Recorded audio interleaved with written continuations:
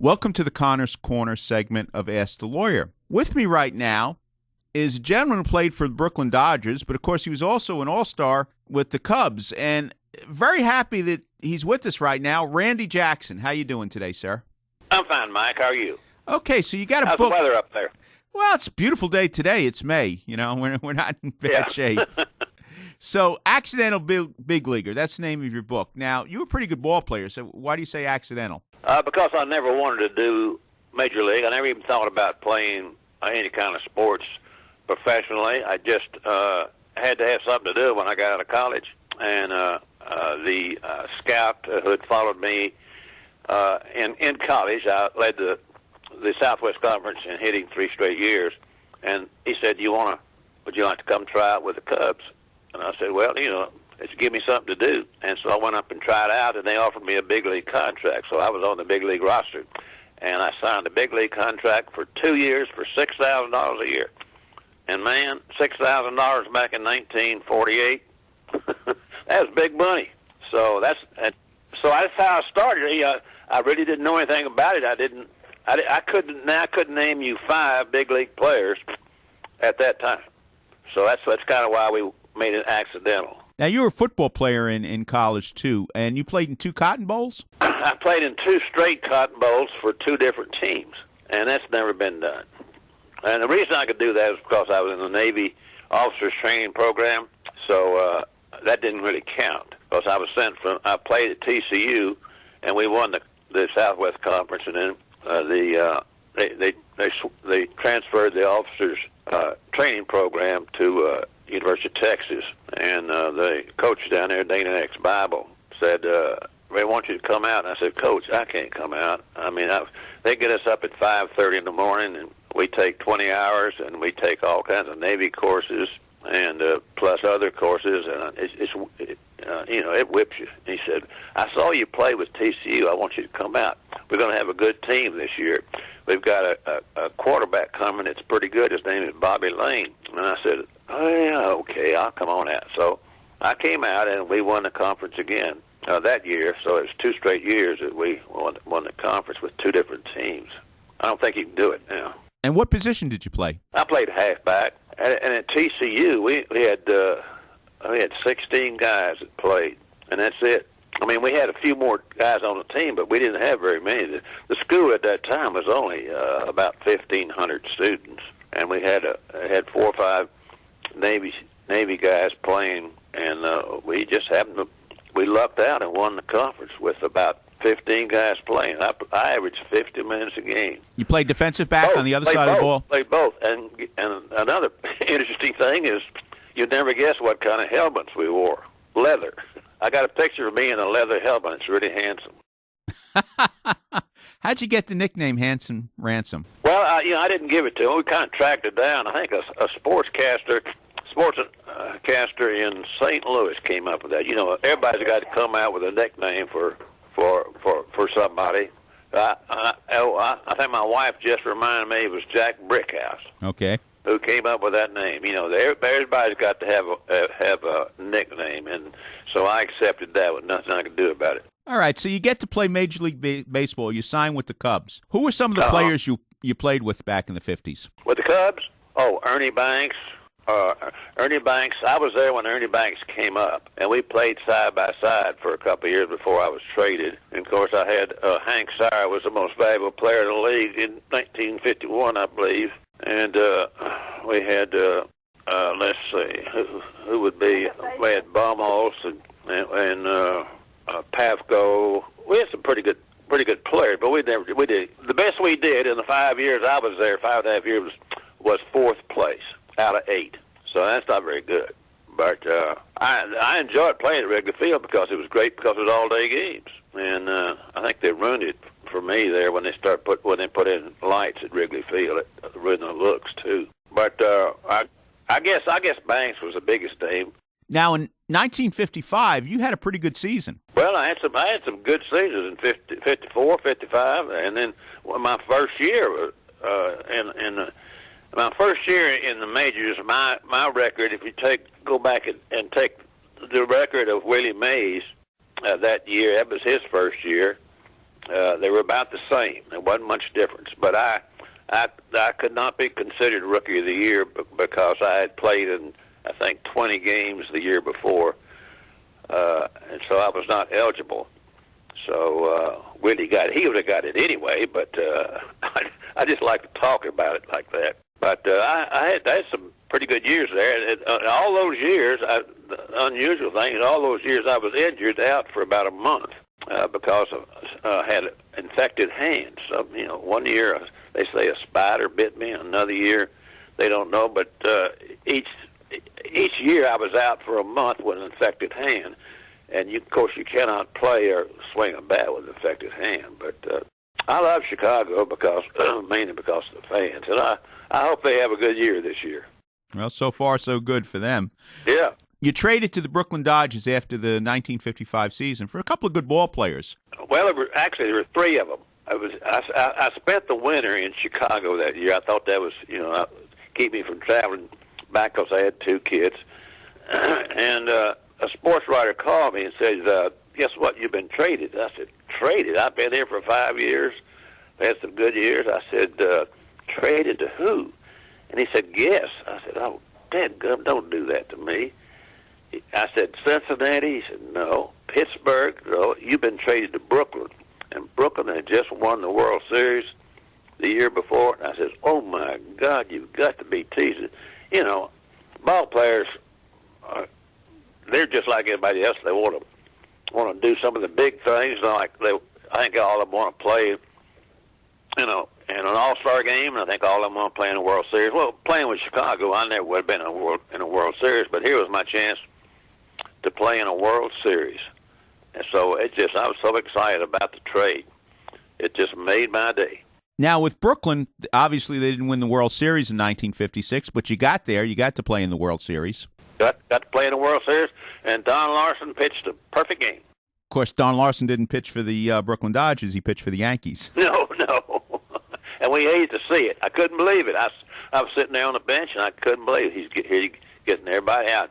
And I was the next pinch hitter. If I think it was Dale Mitchell. If he'd gotten on, I was the next pinch hitter. But he didn't, and so I got to see a perfect game in the World Series. But it was against me. Now, that Brooklyn Dodger team, I mean, you had some great ball players there. Gil Hodges, Pee Wee Reese, Jackie Robinson, Duke Snyder, Don Newcomb. Oh, yeah. Well, it used to be when you went to play in Ebbets Field, you start out the game one run behind because of these guys. They had the best team in the league, obviously. And so to play there, you kind of had to work harder. And to play with them, it was just hard to believe.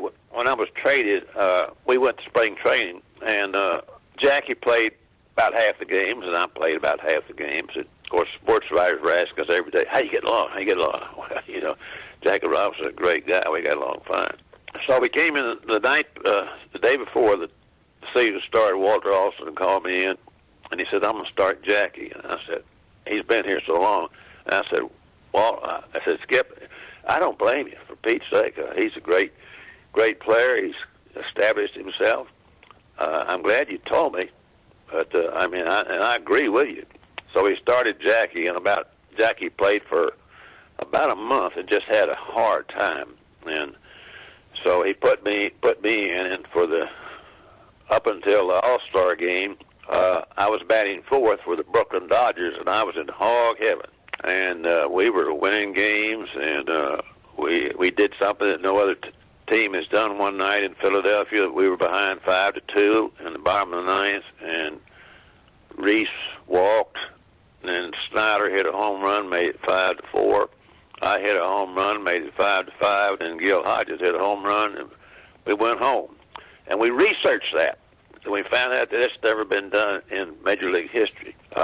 They have three home runs in the bottom of the ninth, but it's never had consecutive home runs to win a ball game in the bottom of the ninth. So we did that. But anyway, at the break, I turned off the knob in my house. I was living in the porcelain knob, broke off in my hand, and cut my thumb down to the bone.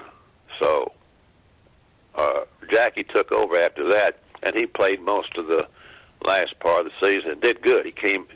He got better, and then he played in the World Series. I think I pinch hit 3 times, but I was doing good there for a while until something happened to my hand again. I understand from the book you got some Yogi Berra stories. Now, how do you get Yogi Berra stories? You only played against him in the World Series. Oh, no, we played exhibition games. Yeah, I got a couple of Yogi Berra stories in the book. We recreated the World Series, that no-hit game of Don Larson. They recreated one night when we were 25, 30 years later, when we were all old, and they recreated. They got as many guys as they could to come up there and play before a game, and we were out there. Whitey Ford walked me. I remember that. But it was just we were old. We were all in their 50s, but they just recreated the game. So after the game, they had a party in Yankee Stadium, and I was sitting there eating with my wife Terry, and she felt somebody tap her on the shoulder. She turned around. It was Yogi Berra, and he said, "Would you dance with me?" And she said, "In a flash." And they got up and danced, and we got back to the hotel about 1:30, and my wife called her father in Alabama and said, "Guess what I did? I danced with Yogi Berra." So she was just so excited about that, and I don't blame her. But I've never danced with Yogi Berra. Every ball player's career comes to an end. What happened at the end of your career? Well, I played baseball for 12 years, and I knew that the Cubs. I knew what they were doing. They were trying. They were trying to get some young guys in there, and they had a mixture of really old guys, and they just weren't ambitious at all. And so I just didn't want to fight it any longer. So I just walked in after the season. I walked into the office there, and there wasn't anybody there. I just anybody with any authority. And I said, "Well, just tell everybody I won't be back next year, and I've had it." And that's it. I didn't get any letter or anything from anybody. I just walked out because I figured it was about time. And I never thought about being a coach or hanging around and doing something. I just thought it was my time to take a step back and go someplace else, and that's what I did. But I had fun for all those years. What'd you do after your baseball career? I went into the life insurance business, and fortunately I got with a great company and did well, and I stayed in the insurance business for about 46 years, and then called it quits on that, and am now I just turned 90. God bless. And and I've got all these kids and grandkids, and I just do what I want to do, and now I'm having fun with this book, and so I'm having fun. Name of the book, Accidental Big Leaguer, by Randy Jackson. And you played in 2 All-Star games. Ransom Jackson. Ransom Jackson. And you played in 2 All-Star games, and I think, maybe we didn't spend enough time on that, but you're a pretty good ball player. Well, in my mind, I am. I was. The thing is, I really didn't know. Kids nowadays be great to be a major league ball player. Well, I never even thought twice about it. I was just having fun. Never even thought about records or doing this or that. It was just a fun thing to do. And then I'd go home. We didn't make any money. Most I ever made was I made $20,000 with the Cubs. And then when I was traded to the Dodgers, Buzzy Bavasi sent me a contract for $20,000, and I wrote him back. And I said, "Mr. Bavasi, that's the same thing I made with the Cubs." I said I had 21 home runs. I drove in 70-some-odd runs, and I was out a whole month. And I said, I think that would deserve something. And so he wrote me back, and he said, you're a nice guy. I understand. I'll give you $1,000. So, so I signed it. I was so glad to get over the Dodgers, but that's the way they dealt. I never met an agent in my life. So it was an entirely different world back then than it is now. The money just some of these guys make more money in probably one game than I made in a whole year. So I I'm glad for them, but I wish they'd made money back then, but it just didn't. Nobody made any money. Accidental Big Leaguer by Randy Jackson. Thank you for being on the show. It'd be Ransom Jackson. Ransom Jackson. Okay, well, we always kind of remember you as Randy in Brooklyn. Well, I'm in the Brooklyn Dodger Hall of Fame, for whatever that's worth. But I enjoyed my time in Brooklyn. It was great. I wish I could come back there sometime. But I really do appreciate you calling, and I enjoy talking to you. And, of course, if you have any more questions or anything, you certainly call me back. But it's been a pleasure. Thank you very much, sir. Good luck. Thank you, Mike. Enjoy your retirement. Bye-bye. Thank you.